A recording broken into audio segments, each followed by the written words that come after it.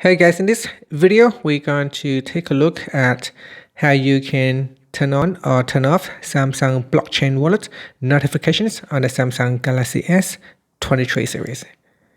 First, tap on the home button to return back to the home screen. And from the home screen, swipe up to go into the app screen.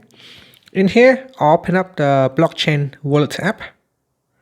Then go back to the wallet homepage and tap on the more button at the top here. Then tap on settings. In settings, go down and tap on notifications. Then at the top here, tap on allow notifications. Tap on the toggle button to switch it off or turn it on. Once it is on, you can choose the alerts type. You can select silent or allow sound and vibration.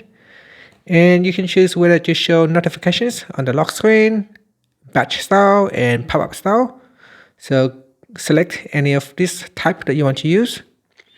And at the bottom here, for the lock screen notifications, you can choose whether to show the content of the notifications or to hide the content. And that's it. Finally, you can tap on the home button to go back to the home screen. Thank you for watching this video. Please like and subscribe to my channel for more videos.